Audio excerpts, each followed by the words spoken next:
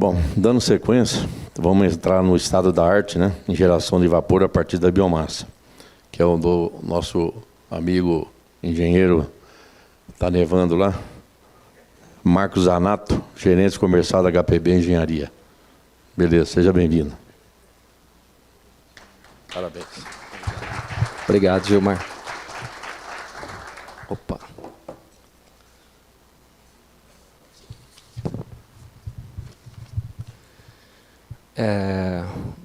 Obrigado pela colocação, pela lembrança, né, do Zé Pedro. É uma triste notícia para todos nós do setor, né, que acompanha toda essa movimentação e expansão e essa trágica notícia, né? Então, meus sinceros sentimentos também a todos que estão envolvidos. Eu sou o Marcos Zanato, sou gerente comercial na HPB. Passei por lá nas áreas técnicas, desde a engenharia básica, engenharia de aplicações, e terminei na área comercial. Sempre gostei de conversar, falar muito com as pessoas. Acho que talvez foi isso que me trouxe até aqui. E como o tempo é um pouquinho curto, eu trouxe respostas contando poucas coisas de como chega nas respostas. Mas eu estou por aqui. Seria um prazer enorme explicitar ou trazer as informações para que vocês possam entender os resultados que eu vou colocar e algumas informações de case que a gente tem, né, de cases. Primeiro, eu queria realmente agradecer a presença de todos, o tempo, né, por disponibilizar o tempo de vocês para eu escutar um pouquinho do que a gente vem colocando, tentar contribuir com alguma informação adicional para que vocês possam levar para o processo de vocês e fazer com que essa indústria nossa continue evoluindo a passos largos, que é isso que esse setor representa, na minha visão, em muitos dos momentos da história, vamos colocar dessa maneira.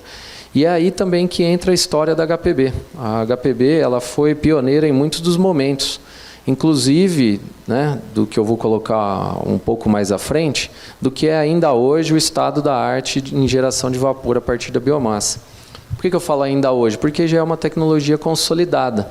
Há melhorias que são adicionadas dentro do sistema, né, térmico, mas é uma tecnologia que já é instalada no setor sucroenergético, eu imagino que desde 2008. Mas queimando bagaço de cana. Mas o leito fluidizado borbulhante, que é o que eu vou colocar aqui, ele já vem com a Babcock, que é a nossa licenciadora de tecnologia, desde 1970, com as primeiras versões. E o que existe hoje está ali em 1990. Né? Então, a ideia também é que eu possa falar um pouco do porquê que essa tecnologia é interessante, quais são os fatores que viabilizam esse tipo de solução, como que a gente pode chegar lá. Só que antes eu quero falar da problemática, dos problemas, o que leva, né, a essa situação que nós estamos hoje.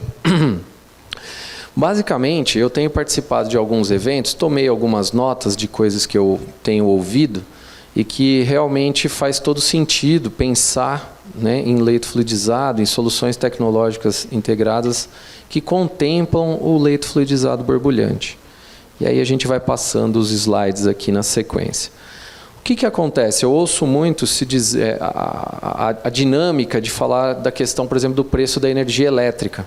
Então, a energia elétrica, uma das formas que você faz para viabilizar o leito, né, que tem um CAPEX maior do que a grelha, da HPB, por exemplo, de 10%, vamos dizer assim, o que nós faríamos dentro das análises, né, dentro dos investimentos, era, por exemplo, transformar a economia de combustível que essa tecnologia permite em geração adicional de energia elétrica. Pô, mas várias empresas fizeram isso, agora a energia está muito baixa no PLD, os que não têm os contratos de 200, 250 reais. Pô, isso ficou horrível, ficou desculpe a palavra, mas uma M, né? Enfim, não é dessa forma que tem sido visto pelos grandes grupos, porque hoje o setor sucroenergético, na verdade, está representando aquela pujança de uma nova forma. Ele se reinventa muitas vezes, vocês são responsáveis por isso, e hoje em dia a gente vê a questão da biorefinaria. Então, grande medida, em grande parte, aquela biomassa disponível para gerar energia elétrica a mais, ela vai ser ou vendida, né, para algumas empresas que necessitam de combustíveis renováveis, biomassa, está aí, a gente tem clientes que são compradores, como a Combio, por exemplo, que não tem a usina, enfim, e outras plantas, outras indústrias mais, que não têm a produção.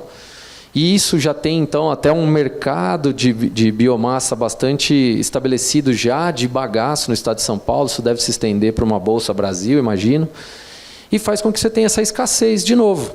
Só que para o lado do combustível. Então, a tecnologia que economiza combustível, o estado da arte, o leito, ele viabiliza nesse caminho também. E aí a gente parte também para outras questões. Por exemplo, a necessidade de se queimar combustíveis de oportunidade ou combustíveis que são residuais do próprio processo. E aí eu cito aqui rapidinho para a gente passar para a apresentação, que também são 2, 3 slides de case, que basicamente são questões, por exemplo, dos combustíveis que saem do etanol de segunda geração, dos combustíveis de oportunidade, por exemplo, que ainda tem no 1G, então você tem a vinhaça, que pode ser um combustível de oportunidade, ou a parte residual, depois que você faz a produção de biogás, enfim, aí é uma avaliação que tem que ser feita, mas que a gente pode, inclusive, queimar no leito fluidizado. Por quê? Porque ele aceita altas umidades. Já existem empresas que estão empenhando recursos nesse sentido. Projetos que estão sendo produzidos com essa tecnologia. Lignina. A única empresa que tem, e tecnologia que tem caldeira operando, que operou com 100% de lignina é a HPB. Qual foi a tecnologia? Leito fluidizado borbulhante. Enfim, então essa é uma tecnologia nesse mercado que ele é muito interessante para que você possa deixar então o bagaço de cana, deixar os combustíveis que tem valor para outras agregações, produção mesmo de etanol, por exemplo, utilizar palha, utilizar lignina e outros combustíveis. Paralelamente a isso, você tem muitos ciclos utilizando cavaco de madeira para complementar essa produção adicional de vapor necessária. Por que produção adicional de vapor necessária? Vai ser até um case que eu vou colocar aqui. Porque tem plantas que estão adicionando etanol de milho, por exemplo, a tal da planta flex. E aí você precisa de mais vapor e eles gostariam de não utilizar combustíveis do tipo cavaco de madeira, que no Mato Grosso chegou a R$600 a tonelada, ou combustíveis de oportunidade, que a gente permite utilizar aqui com uma flexibilidade muito grande.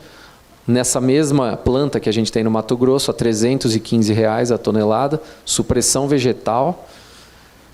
Então esse é o grande diferencial, além da economia de combustível. E aí eu gero mais vapor para poder permitir a geração, por exemplo, de vapor para o etanol de milho.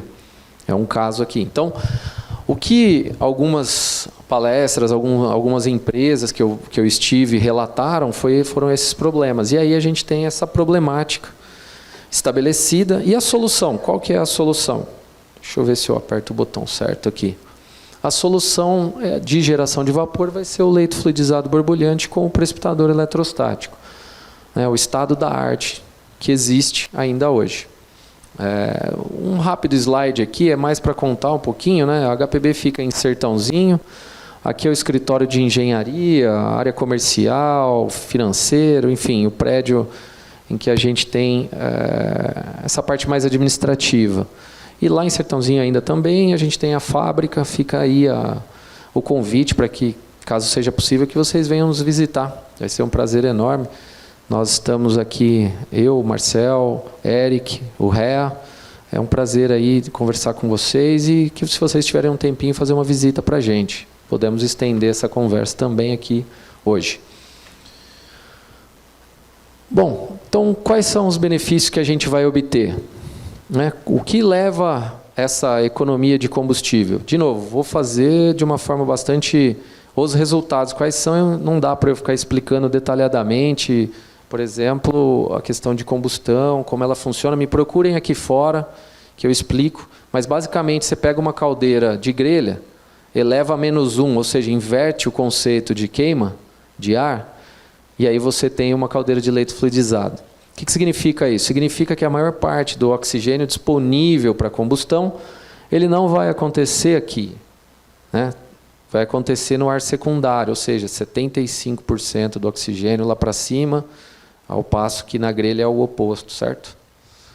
Então, é basicamente isso. O leito fluidizado ele é um grande gaseificador, então eu produzo voláteis que vão ser queimados, então gás é algo que tem uma superfície de contato muito grande, que permite uma combustão mais eficiente, mais completa, e o resultado é qual? 99,5% em contrato de eficiência de combustão. Isso vai dar aqui em bagaço de cana 92%, 93% de eficiência. Numa condição do volume de controle da caldeira padrão, vamos assim chamar, no leito. Menos de 0,5% de não queimados. A gente tem diversas plantas em operação, tem vários usuários de leito aqui que eu vi hoje. Fiquei até feliz com isso. E sabem que esse número aqui é bem menor do que isso. Isso aqui é contratual. Então é 0,1% e, em geral, não se... o teste ele afirma que é menor do que 0,1%, é não perceptível.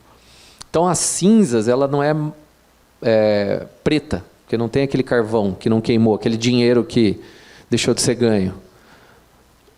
Ela tem apenas as cinzas, e ela é bem cinza mesmo. Maior variedade de mix de combustíveis, então os mixes de combustíveis de oportunidade. A gente tem uma planta que opera com 16 mixes de combustíveis diferentes. E isso significa utilizar combustíveis baratos ou economizar combustível. Isso é muito importante hoje. Maior umidade admissível, 65% de umidade o leito permite. A gente tem uma planta que opera com média 58,5%, não é no setor escuroenergético, é em papel e celulose queimando casca. Mas opera, média, tem momentos que chega a 63%. Isso pode ser uma questão, por exemplo, para a análise da vinhaça. Aquela questão das oscilações, isso aqui é muito importante. Como o leito é um grande sistema térmico inerte, ele tem um aporte térmico muito grande, o que permite a flutuação do vapor muito pequena. Na hora que você compara aquela curva numa grelha assim, com uma menorzinha, você faz a integral daquilo tudo, significa uma quantidade de dinheiro a menos que os vapores gerados na linha de baixo. Então, assim, é assim, você tem que ir pegando igual cartão de crédito, não é? De 10 em 10, você vai somando, você vai chegar nos 2.000. E aí a coisa significa a forma que você consegue viabilizar o leito fluidizado. É assim, precisa fazer uma análise pormenorizada, né? Tem o CAPEX maior, mas tem o retorno. Eu gosto de enfatizar isso porque é muito comum a gente ouvir, né? Não, o leito fluidizado é muito caro, é fora do... Dependendo da planta, a gente vendeu plantas de 70 a 450 toneladas. Quando é muito pequena é mais difícil mesmo, mas veja, 70 viabilizou. É de se estudar, é de fazer a viabilidade. É isso que eu queria chamar a atenção. Estude o seu caso. Pode ser que o seu caso não seja viável, realmente. Como já foi de alguns que estão aqui, que a gente já participou, acabou, por exemplo, investindo apenas no precipitador à época. Então, passamos aí pela estabilidade. A granulometria no leito, de novo, pela inércia térmica, você não precisa do microchip, ou você não tem a questão de bagaço porque é de difusor e tudo mais, isso é inerte para o leito. Isso aqui é muito importante nos combustíveis de oportunidade, tá? Por isso que eu pus aqui nesse slide. Então, uma caldeira de leito, ela também tem um consumo de custo de manutenção menor. Principalmente por qual motivo? Não tem partes móveis, certo? Não consome vapor para limpar a grelha, igual na grelha pinhole, que é um custo gigantesco hoje. Se estiver falando, por exemplo, de uma caldeira de 200 toneladas, com 10% de impurezas minerais, você pode olhar lá que deve ter umas 2 toneladas de vapor a 6 ou mais toneladas de vapor, a depender da quantidade de alcalinos, para limpar essa grelha. Imagina quanto de combustível que está sendo gasto só para fazer essa limpeza na pinhole. Mas o grande ponto da redução vem por quê? Porque você tem um fluxo de gases e de ar sendo movimentado menor e velocidades menores. Por quê? Porque consome menos combustível, então você precisa de menos oxigênio, que o resultado no fluxo de gases da caldeira é menor gás, menor ar, enfim. E como o projeto necessita de velocidades baixas, principalmente na área do leito e na fornalha, você então não carrega material circulante, que é onde desgasta a caldeira. Olha só a diferença de BFB grelha. Isso aqui é relatado, a gente já mediu. É uma planta, tem diversas medições. Tem medições até maiores do que essa. Impurezas minerais. Admite impurezas minerais maiores que sistemas equipados com grelhas. 25%, por exemplo. Já tem relatos disso também. Colheita mecanizada, fim de safra ou início de safra. Tem muitos problemas desse. E o leito aceita essa questão.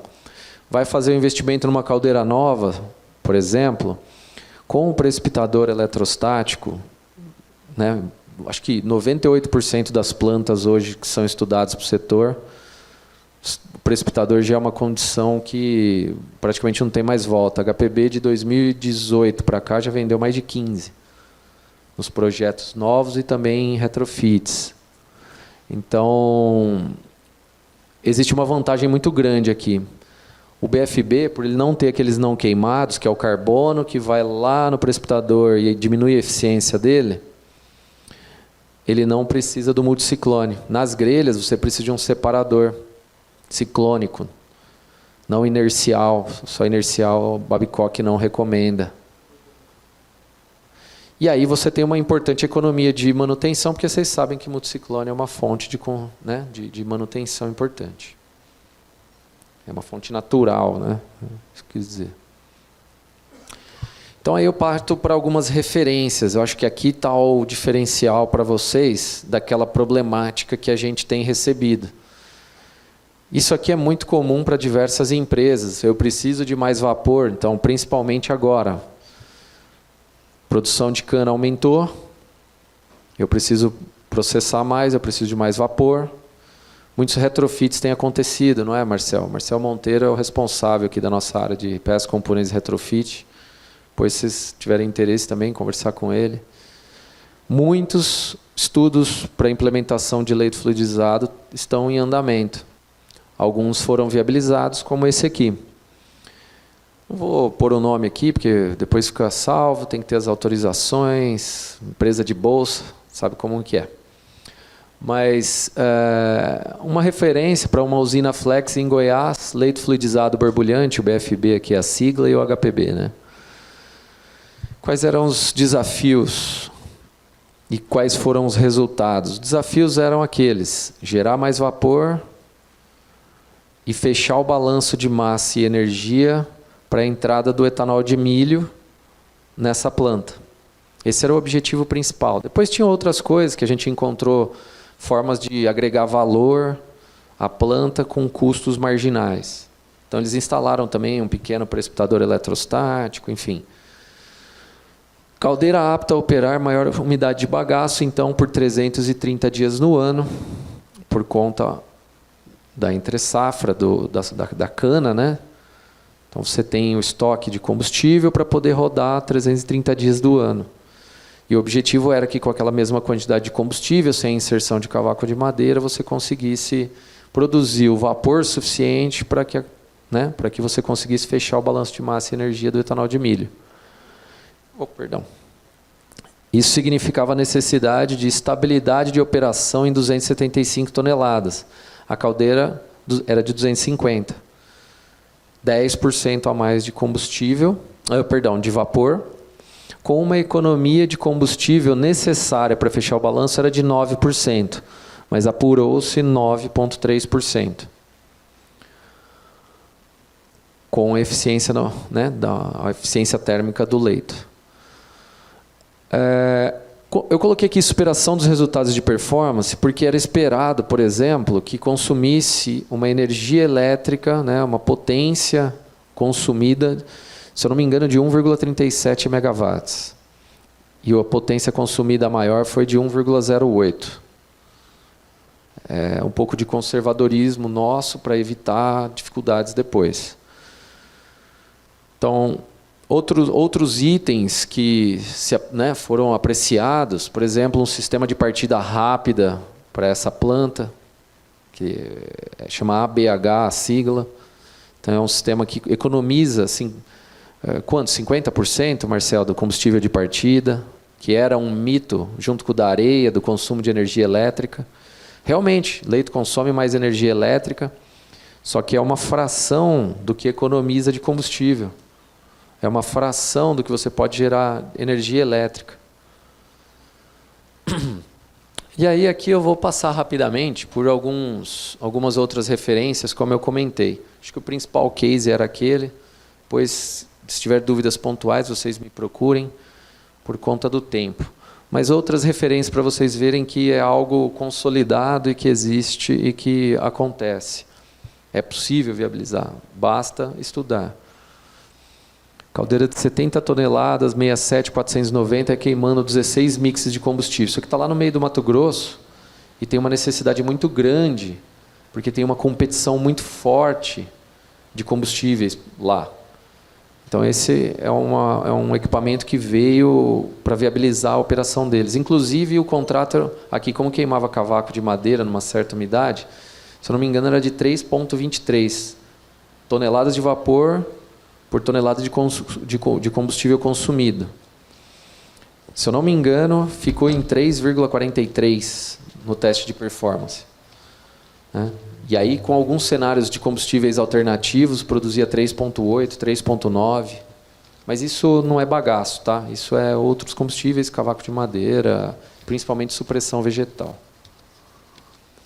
Acho que essa é uma foto importante, é algo que eu queria colocar, porque o Brasil tem a maior caldeira de leito fluidizado borbulhante do mundo. Né?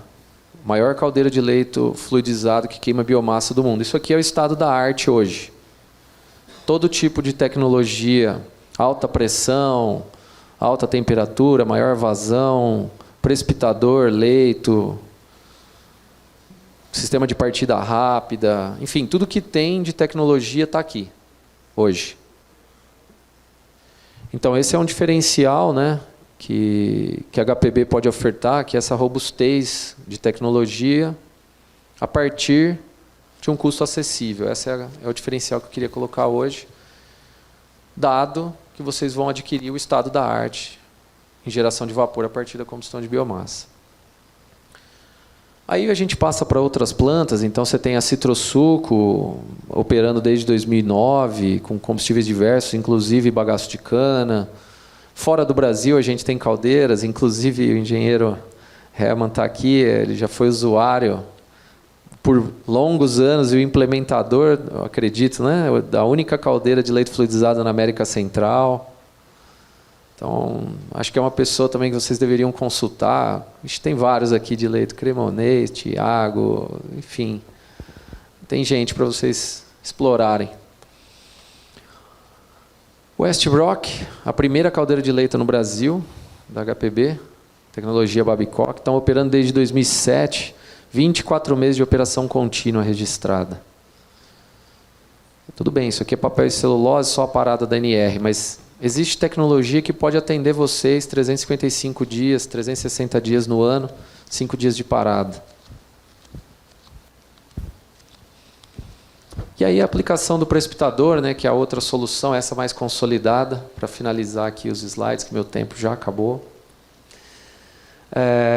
O que é importante do leito do precipitador eletrostático que eu queria colocar? A redução no custo de manutenção. Você sai da via úmida, vai para a via seca, e a via seca permite que você economize muito em manutenção comparado com os lavadores de gases. Estamos falando de coisa, eu não gosto de usar essa palavra, disruptiva, né?